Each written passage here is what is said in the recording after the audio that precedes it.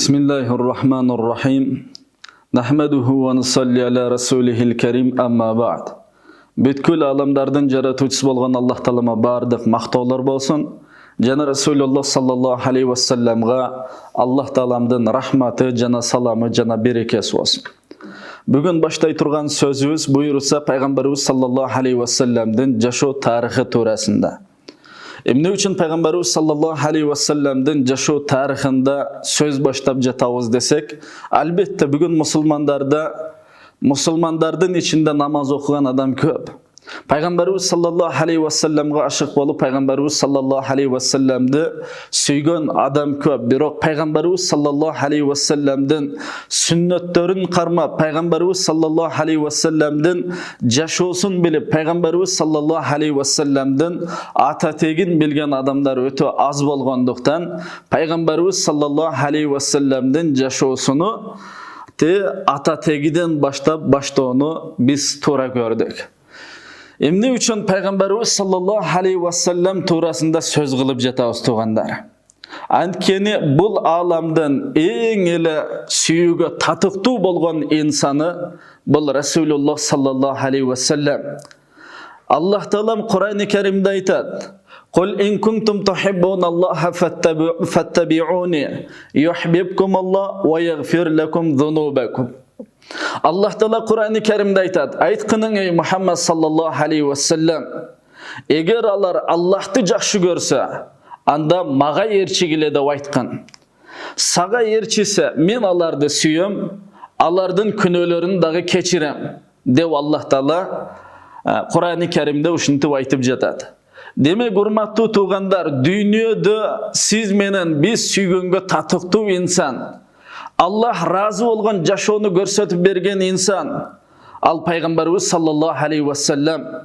Аллах өзү Кур'анда мактап жатат: "Иннака ла ала хулукин азим." Эй Мухаммад саллаллаху алейхи ва саллам, сен кулк мүнөз ээсисиң деп. Пайгамбарыбыз саллаллаху алейхи ва салламды Айша энебиз айтат: "Хулукуху ал-Кур'ан." Пайгамбарыбыз саллаллаху алейхи ва салламдын кулк мүнөзү ал Кур'ан эле дейт. Демек, бул аламга рахмат болуп келген Пайгамбарыбыз саллаллаху алейхи ва салламдын жашоосунан Аллах разы болду. Пайгамбарыбыз саллаллаху алейхи ва саллам көрсөткөн жашоодо жашаган сахабалардын жашоосунан Аллах Таалам разы болду. Демек, сиз менен биз дагы дүйнө акыретте бактылуу боло турган жашоо бул бир гана Расулуллах саллаллаху алейхи ва салламдын жашоосу. Бүгүн көптөгөн адамдар футбол оюнчуларына карап, алардын жашоосун изилденип, алардын жашоосун тактап, эмне ичет, кайсыл убакытта уктайт, кайсыл фирмадан кийинет, бардыгын изилдеп тактайбыз. Бүгүн сиз менен биз жылдыз деп атап алган канчалаган ырчылардын жашоосун карап, эмне кийет, кайсыл фирмадан кийинет, анын бардыгын тактайбыз. Бирок Расулуллах саллаллаху алейхи ва салламга келгенде, Пайгамбарыбыз саллаллаху алейхи ва салламдын денесинен чыккан сүннөт амалдарга келгенде, момундар эч нерсе окубагандай, эч нерсе укпагандай, Пайгамбарыбыз саллаллаху алейхи ва салламдын жашоосунан нольбуз, урматтуу туугандар. Ошондуктан келиңиздер, жалпы мусулмандар, Пайгамбарыбыз саллаллаху алейхи ва салламдын жашоосун карап, Пайгамбарыбыз саллаллаху алейхи ва салламдын жашоосун үйрөнүп, Пайгамбарыбыз кандай жеген экен, кандай ичкен экен, Пайгамбарыбыз кандай кыйынчылыкты башыдан көтөргөн экен, мына ошол жашоону үйрөнөйлү, урматтуу мусулмандар. Ошондуктан биз Пайгамбарыбыз саллаллаху алейхи ва салламдын жашоосун айтууда биринчи жалпы мусулмандарга зарыл болгон Пайгамбарыбыздын ата тегинин жашоосунан баштайлы деп чечтик. Пайгамбарыбыз саллаллаху алейхи ва салламдын 4-чү атасы Абдыманаф, Абдыманафтын уулу Хашим. Пайгамбарыбыз саллаллаху алейхи ва салламдын 4-чү атасы болсо, демек 3-чү атасы Хашим болот экен. Хашим ким болгон? Biz Peygamberimizin ömür bayanını uqqanda, jaşoo tarixini uqqan uçurda Haşim, Bani Haşim'de uğup kalabız. Köpçülük adamlar Peygamberimizin urusu kim bolgan dese, Haşim urusudan bolgan dep aytabız. Demek bul insandın jaşoo tarixi kanday bolgan dese, Mekke'de bol adamdın dağı kılgan jakşılıktары öte köp bolgan, urmatlı tugandar. Mekke'de bir жылы açarçılık болады. Bir жылы açarçılık болады. Мына ошол учурда адамдар ачкачылыктан өлгөнгө жакын калганда берешин Пайгамбарыбыз саллаллаху алейхи ва салламдын пайгамбарлык нуруна кызмат кылган Хашим өзүнүн алдырган буудайларынын баарын ак нан кылып, адамдарга тамак жасатып, эт жедирип, адамдардан дуа кылган, дуа алган, элге кызмат кылган, мына ушундай берешен инсан болгон. Бұл адам өзі саудагер болған. Мадинадан, Меккеден Мадинадан Шамға көп сауда кербендерін шығарып, өзі дағы ошыл кербенде қошылып жүрген. Мадинаға барған учурда Бану Наджар қыздарыдан Салма аттуу кыз менен неке кылган. Мына ошол Салмадан төрөлгөн кыз Шайба Пайгамбарыбыз саллаллаху алейхи ва салламдын пайгамбарлык, адамдын көркүнө көрк кошкон, адамдын сулуулугуна сулуулук кошкон, адамдын кулк мүнөзүн пайгамбарлык нуру менен кооз кылган Шайбадагы дүйнөгө келет. Пайгамбарлык нуру Хашим уулдарыдан мына ушул Шайбага насип болгон эле. Хашим эрезеге жеткенге чейин Мадинада чоңоят. Абдул-Мутталиб Хашим уулдарыдан бирөөсү Мутталиб. Мутталиб Мадинага барып Шайбаны Меккеге алып келет. Артына учкаштырып Меккеге келе жатканда көргөн адамдар сурайт, бул ким деп. Ошондо Мутталиб Шайбанын сулуулугуна, данышмандуулугуна, акыл зиректүүлүгүнө көз тийип калбасын деп, бул адам менин кулум деп коет. Дасторконго отурганда жубайыдагы аялыдагы сурайт, ким бул бала дегенде, бул менин кулум деген. Эртес күнү көчөдө ойноп жүргөнүн көргөн адамдар бири-бириден сурап калат, кимдин баласы экен бул бала деп. Кимдин баласы экен деп сурап калат. Сураганда адамдар, билген адамдар айтат, бул Мутталиптин кулу Абдул-Мутталиб деп айтат. Абдул-Мутталибти дагы пайгамбарлыктын нуру чекесинде жаркырап тургандыктан, бул инсан дагы өтө айкөл, жомарт инсан эле. Дайыма элиме жакшы кылсам, Аллахтын үйү Кабага кызмат кылсам деген жүрөктөрүндө чоң арзу ниеттери бар эле.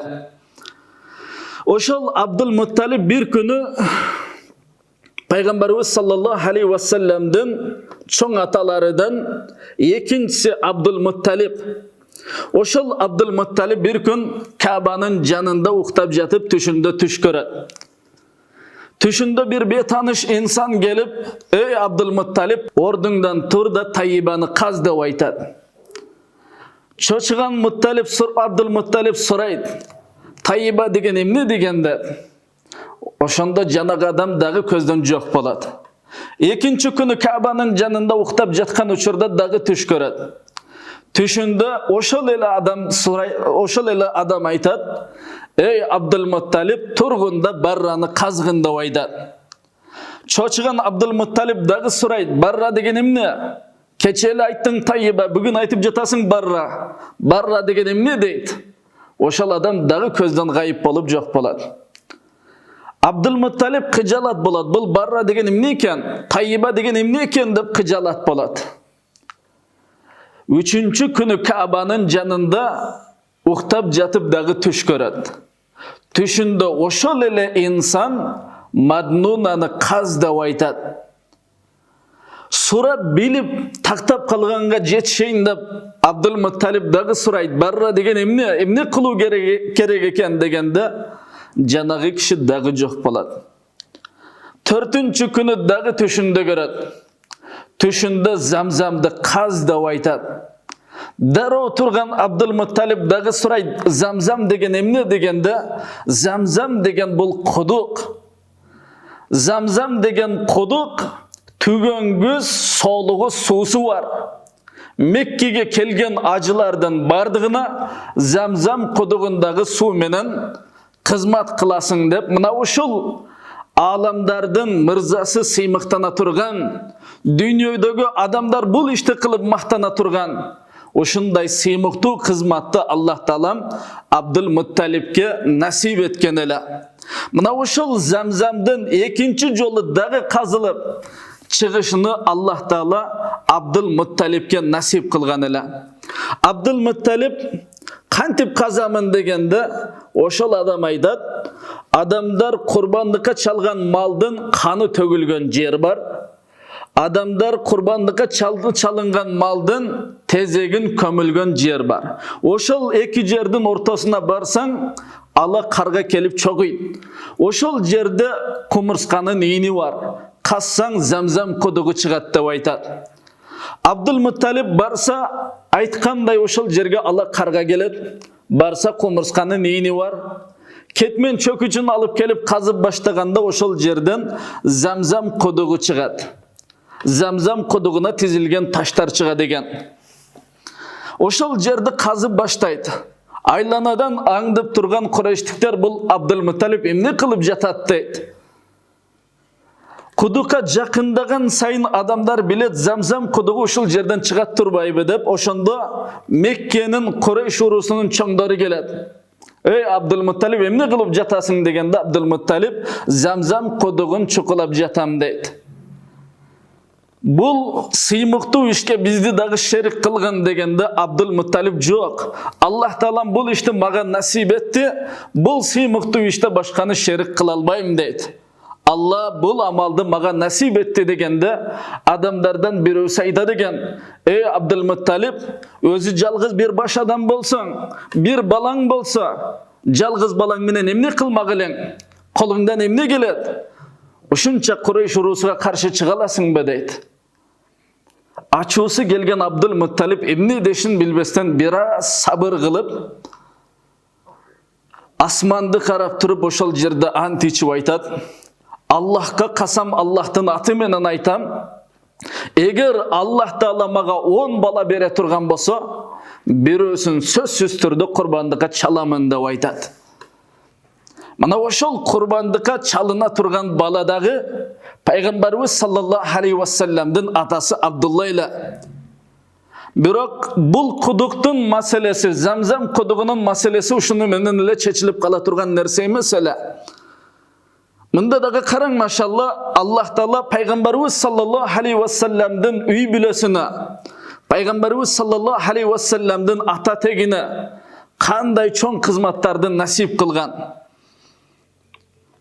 Ошондо Абдул Мутталиб айтты, эй агалар, жүргүлө Шам мамлекетинде бир данышман адам бар экен.